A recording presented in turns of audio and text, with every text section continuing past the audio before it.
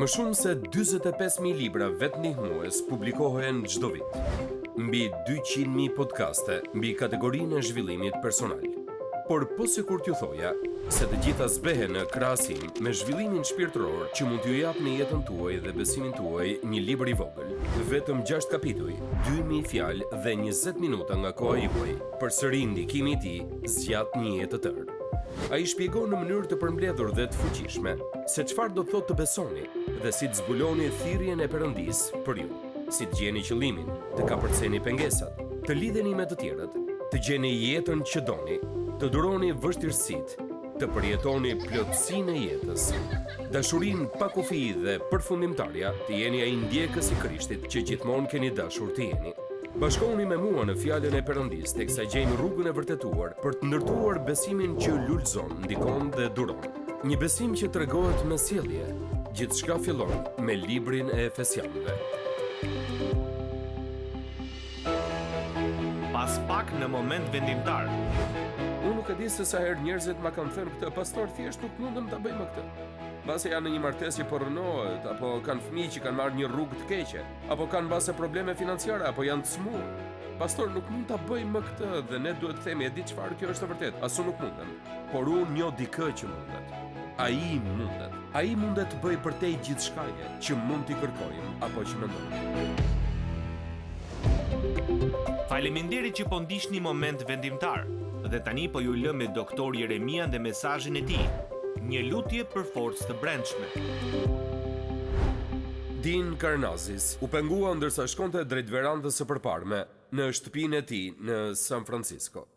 Ai kishte kaluar mbrëmjen duke festuar 30 vjetorin dhe ishte shumë i dehur. Ai kishte një punë suksesshme në një korporat, por nuk e dinte se cili ishte qëllimi i jetës së tij. Ai ishte krejtësisht i humbur. Ndërsa ngjitej në verandën e shtëpisë së tij, hodhi vështrimin poshtë dhe pa një palë atlete të vjetra aty. I veshi ato dhe vendosi të bënte vrap dhe vrapoi për 45 kilometra. Ai tha, fillova të kthjellohesha afër qytetit Delhi. Deri në atë çast ai po argëtoi ai shumë sa nuk mund të ndalonte së vrapuari. Unë isha në një rrugë fshati dhe kishte pak mjegull aty dhe nga eukaliptet binin pika uji dhe ishte diçka vërtet intensive. Dhe unë ndjeva shumë i gjallë dhe ajo natë ndryshoi përgjithmonë rrjedhën e jetës sime. Dekada më vonë, si një nga yjet më të hershëm të sportit të maratonave të gjata, veprat e tij të forcës dhe rezistencës janë legjendare.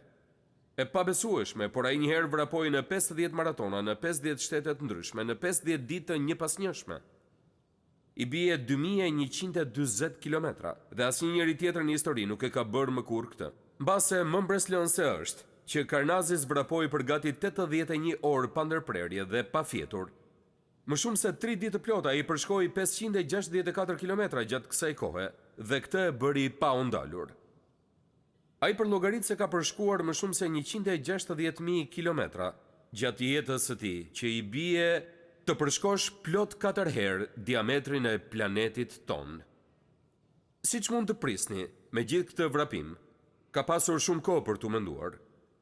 Dhe një nga gjërat që e beson më shumë është se njerëzit priren t'i vendosin kufi vetes së tyre dhe trupit të tyre që janë të panevojshme dhe të padobishme. Këmbët e tua mund të të çojnë deri diku, shkruan ai në një nga librat e tij më të shitur. Të përshkosh me vrap distanca të gjata kryesisht bëhet në kokën tënde dhe në zemrën tënde. Trupi i njeriut është i aftë për vepra të mahnitshme fizike, nëse mund ta çlirojmë veten nga kufizimet që i perceptojmë vetë dhe lidhemi me zjarrin ton të brendshëm. Mundësit janë të pafundme.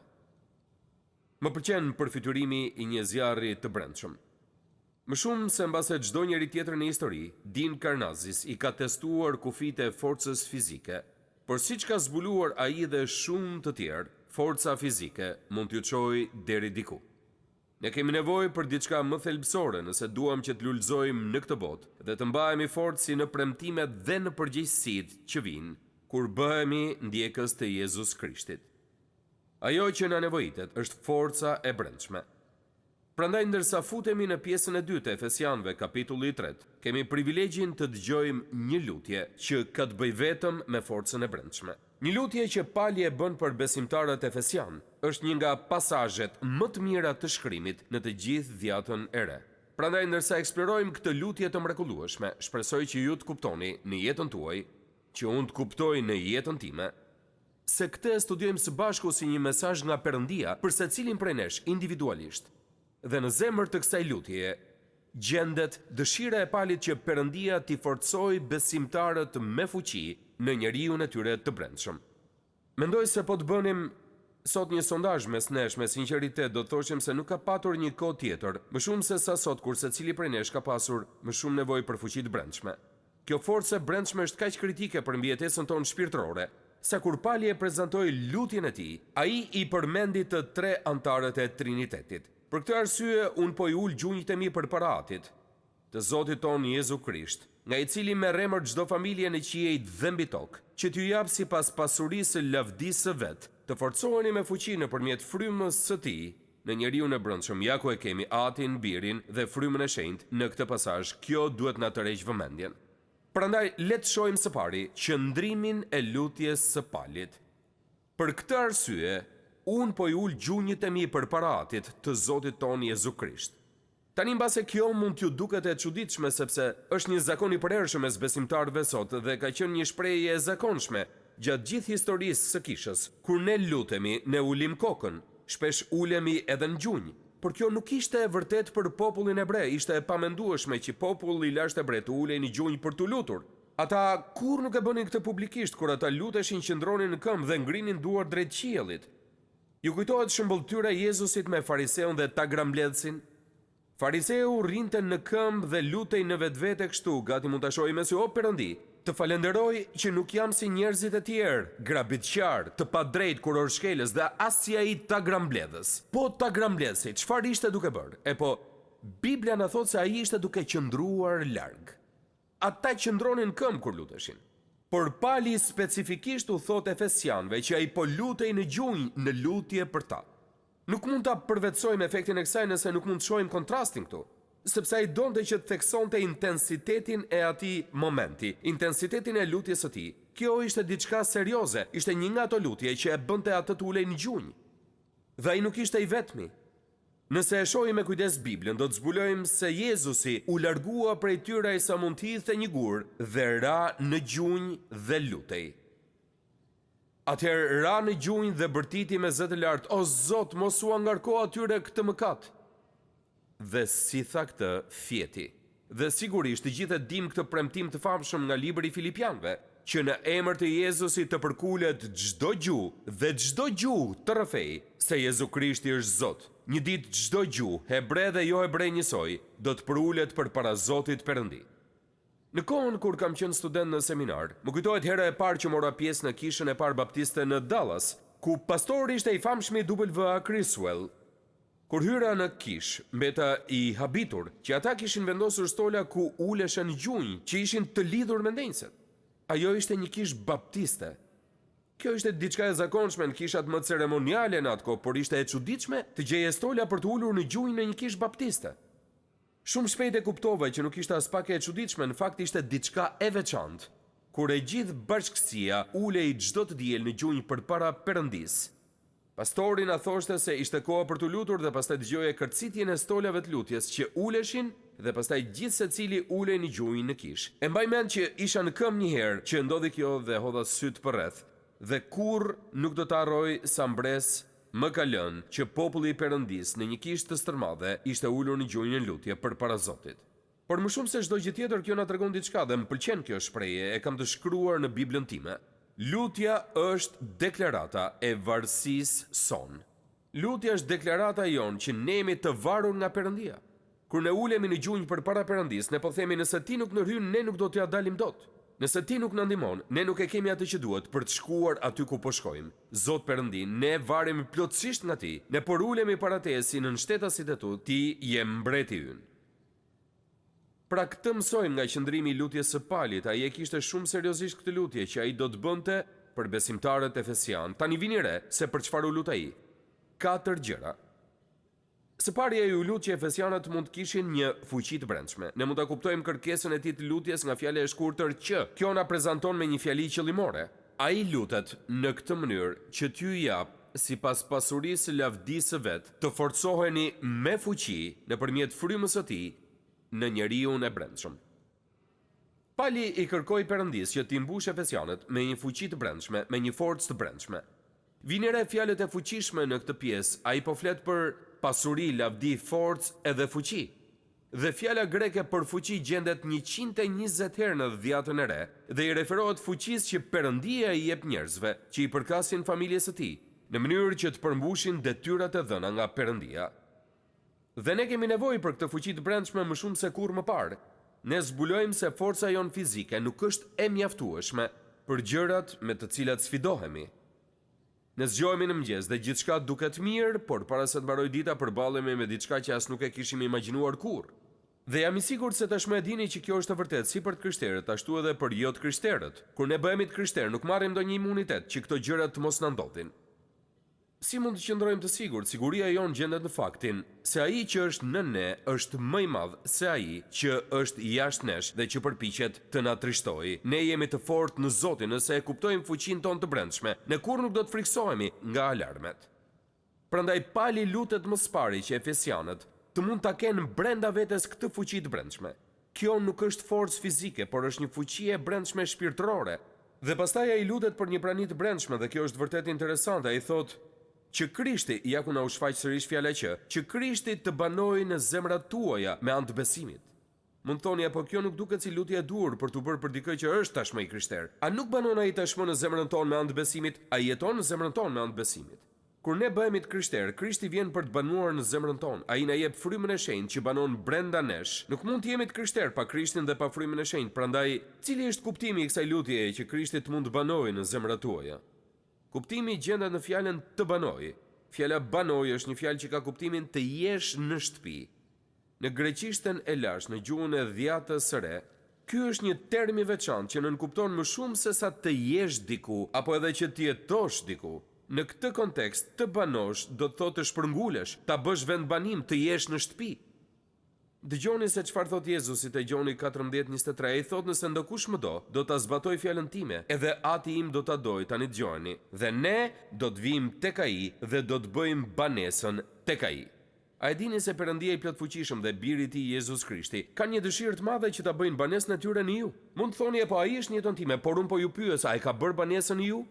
Jezus Krishti dhe Ati i tij duan që të jetojnë brenda nesh, jo thjesht jenë rezident, por që të jenë president. Ata duan që ti drejtojnë gjërat, ata duan të jenë aty dhe duan që ne të ndihemi rehat me këtë. A ndiheni një me Jezusin në jetën tuaj? A ndiheni rehat me të qenit i krishterë? Jeni të emocionuar për faktin që ju jeni të transferuar në mbretërinë e dritës? Pikërisht këtë po thot, unë dua që ju të jeni në shtëpi me Jezusin. Tani kemi qenë e tretë, që të rrënjosur dhe të themeluar në dashuri të mund të kuptoni me të gjithë shenjtorët cila është gjerësia, gjatësia, thellësia dhe lartësia dhe ta njihni dashurinë e Krishtit që te i kalon çdo njohuri. Kërkesa e tretë e Palit është që besimtarët mund ta kuptojnë dashurinë e Perëndisë, që vërtet ta kuptojnë se sa shumë i do ata Perëndia, që të jetojnë me njohurinë e dashurisë së Perëndisë. Sot ka shumë njerëz që dekurajohen totalisht dhe cila është gjëja e parë që bëjnë? Po Perëndia nuk po më dëgjon, Perëndis nuk e intereson, nuk jam në listën e preferuar të tij. Ne duhet që ta kuptojmë dashurinë e Perëndisë. Dhe Pali na jep një mënyrë vërtet shumë të mirë për ta kuptuar këtë. Ai thot, unë dua që të dini se cila është gjerësia, gjatësia, thellësia, lartësia e dashurisë së Perëndisë. Po ju them diçka që nuk do ta harroj kurrë dhe shpresoj as ju të mos e harroni. Ky është Gjoni 3:16. Dëgjoni. Gjerësia e dashurisë së Perëndisë, cila është kjo? Sepse Perëndia e deshi aq botën. Gjatësia e dashurisë së Perëndisë, cila është? Sa dha birin e tij të vetëm lindurin, ai shkoi deri këtu për të na dashur ne. Dhe cila është thellësia e kësaj? Që kushdo që beson në të mos humbas. Dhe cila është lartësia? Por të ketë jetë të përjetshme. Gjerësia, gjatësia dhe thellësia e dashurisë së Perëndisë, Gjoni 3:16. Dhe ne jetojmë në mes të kësaj edhe pasi shpëtohemi. Njohuria që Perëndia na deshi aq shumë sa dha birin e tij të vetëm lindur. Dhe ai e bëri këtë që ne të mos humbisnim për shkak të mëkatit ton, por në fakt ne jo vetëm që nuk do të humbasim, por ne do të kemi jetë përjetshme me të. A ka ndonjë lloj dashurie që është më e madhe se kjo dashuria? Ju shkon mendja te ndonjë dashuri tjetër që është më e madhe se dashuria që na ka treguar Perëndia përmes dhuratës që na dha birin e tij Jezus Krishtin? Apostulli Paul u tha Efesianëve: "Unë dua që ju ta dini këtë. Unë dua që ju të kuptoni që ju jeni subjekti i kësaj dashurie kaq të madhe." Dhe më lejoni t'ju them se është e rëndësishme, sepse ne mund t'i duam të tjerët vetëm nga dashuria që kemi për veten tonë. Dhe mendoj shpesh kur dikush më thotë po ajo nuk është kaq e këndshme, apo ai nuk është shumë i këndshëm. Apo kur dikush më thotë po duhet ta duam atë njeri, ajo është vajza e dikujt, ai është djali i dikujt. Jo, ne i duam njerëzit jo për shkak se na vjen natyrshëm, si besimtar ne i duam njerëzit për shkak se Perëndia derdhi dashurinë e tij mbi ne, dhe unë mendoj këtë si një rezervuar të madh. Dhe unë nuk mund t'i dua të tjerët me forcat e mia, por për shkak se kam një fuqi të brendshme, unë mund ta dua Perëndin nga rezervuari i dashurisë që ai më dha mua. Nëse Perëndia mdeshja ai sa ç'do, duke ditur se çfarë do të bëja apo si do të isha, padyshim që me këtë dashuri mund t'i dua edhe të tjerët. Pali thot se ky perceptim ishte në listën e tij të lutjes për ju. Që ju të dini cila është lartësia, thellësia, gjatësia dhe gjerësia e dashurisë së Perëndisë.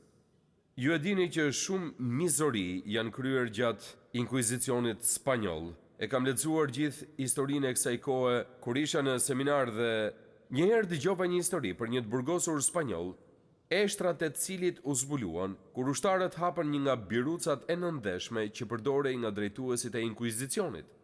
Sigurisht, mishi dhe rrobat ishin tretur prej kohësh, por ushtarët gjetën mbetjet e eshtrave të lidhura me zinxhir në mur.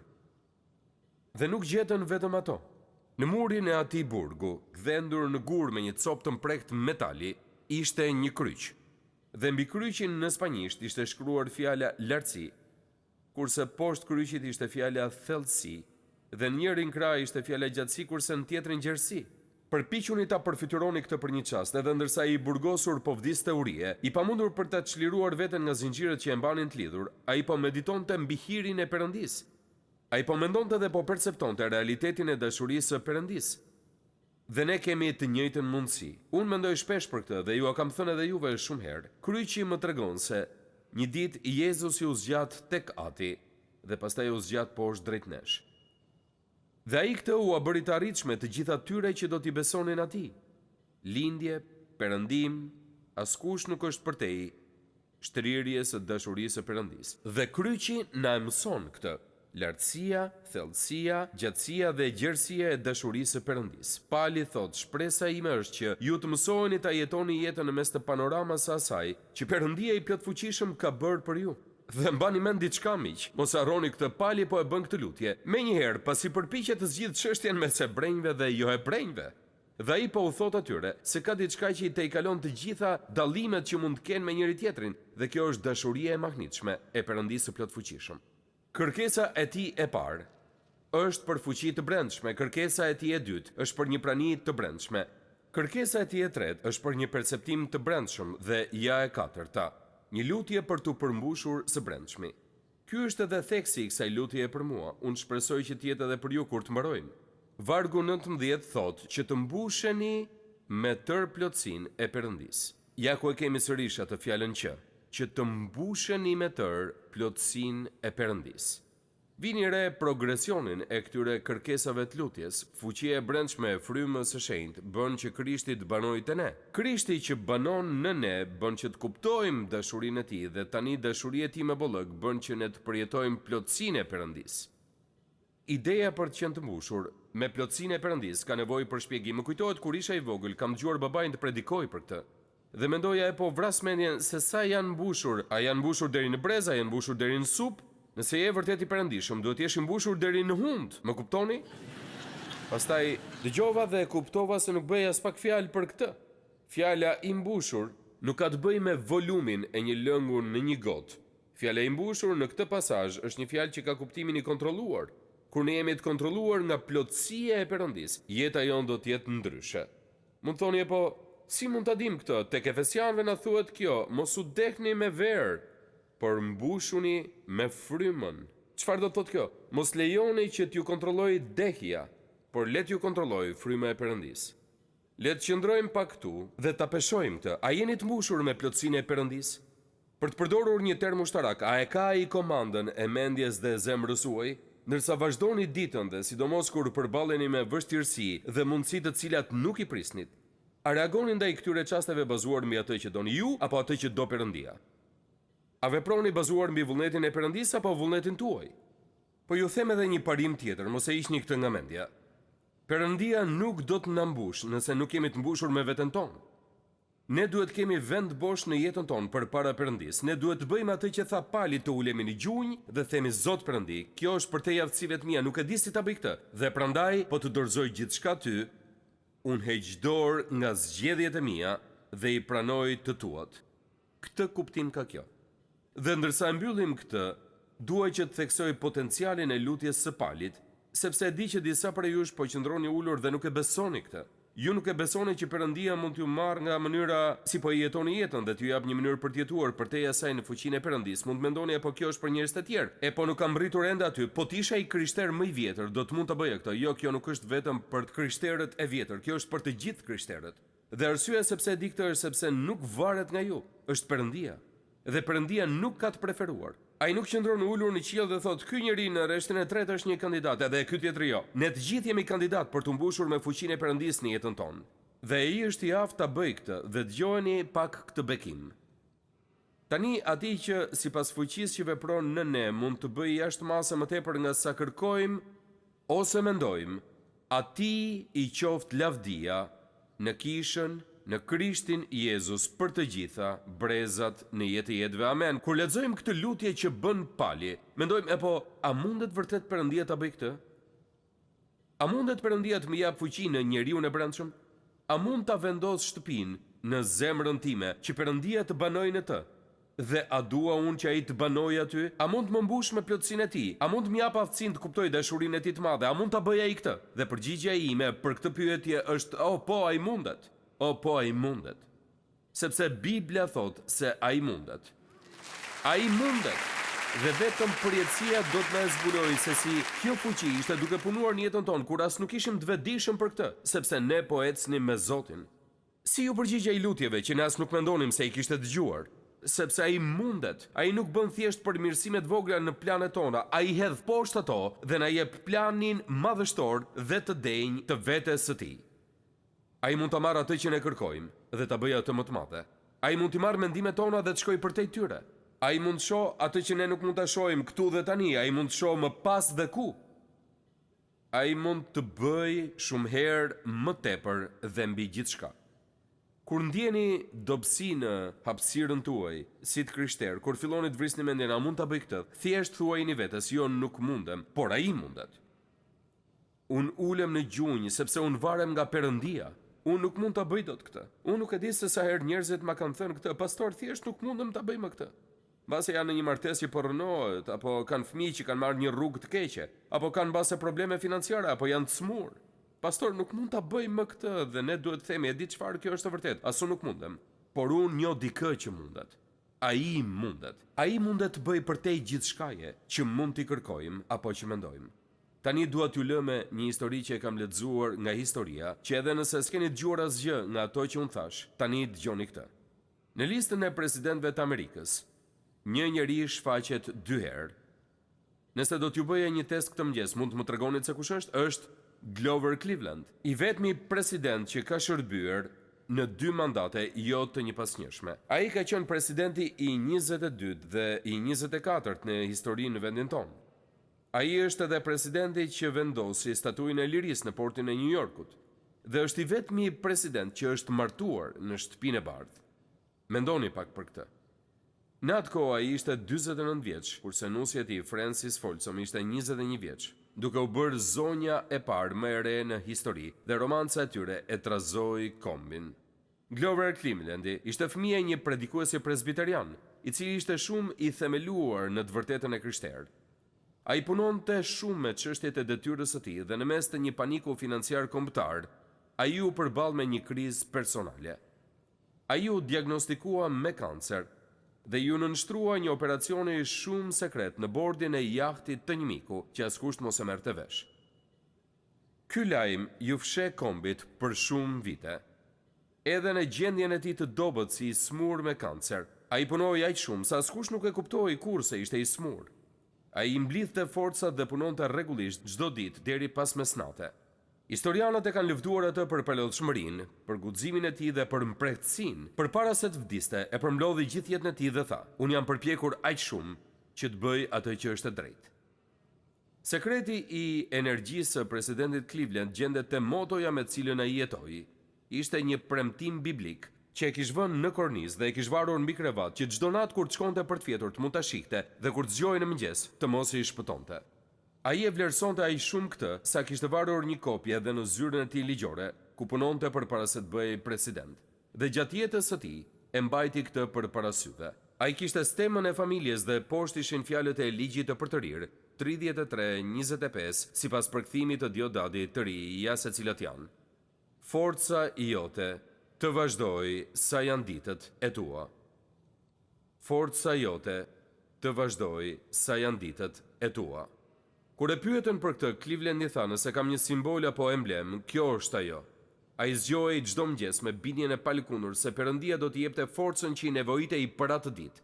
Dhe ai besonte Perëndisë me gjithë zemër për ta jetuar atë ditë me fuqinë e Perëndisë, sepse Perëndia kishte premtuar se do ta fuqizonte sipas nevojave të ditës. Kjo do të thotë se nëse jetojmë jetën të mbushur me Perëndin, të mbushur me të vërtetën e tij, të ngazëllyer për atë që ai mund të bëjë, ai do të na jap atë që na nevojitet për atë ditë. Siç e tham, forca jote të vazhdoj sa janë ditët e tua. Pra ja se cili është premtimi që nxjerr prej kësaj. Unë nuk e di se çfarë do të ndodhë nesër. Unë nuk e kam iden se si të arrij atë që po përpiqem të bëj tani me anë të hirit të Perëndisë, por ajo që di është kjo: çfarë do qoftë të cilën Perëndia më thret ta bëj, ai më premton se do të më jap forcën për ta bërë, ditë pas dite. Unë nuk mund të mërzitem me të, sepse nuk e ndjej sot forcën e tij për 3 ditët e ardhshme kur mund të kem diçka të rëndësishme në agjendën time. Perëndia thot: "Më lejo që do të fuqizoj sot dhe do të bëj gati për ditën tjetër dhe në kohën kur të vi dita tjetër, do të kesh një furnizim të ri, fuqie dhe force që unë ta premtoj ty." Dhe miq, nëse mësoni se si ta bëni këtë, nëse mësoni se si të jetoni në këtë mënyrë, asgjë nuk mund t'ju mbërthejë dhe t'ju nxjerrë ju jashtë loje. Sepse mund të dilni jashtë loje nëse filloni të mendoni se çfarë do të ndodhë javën tjetër apo muajin tjetër. Por nuk keni pse ta bëni këtë, thjesht mund thoni: "Mirë Perëndi, sot jemi ti dhe unë, nisemi." Dhe Perëndia do t'ju ndihmojë. Ai ju aprovon këtë çdo ditë. Ai ma ka provuar këtë aq shumë herë sa mund t'ju premtoj se është e vërtetë. Forca jote të vazhdoj sa janë ditët e tua. Haleluja.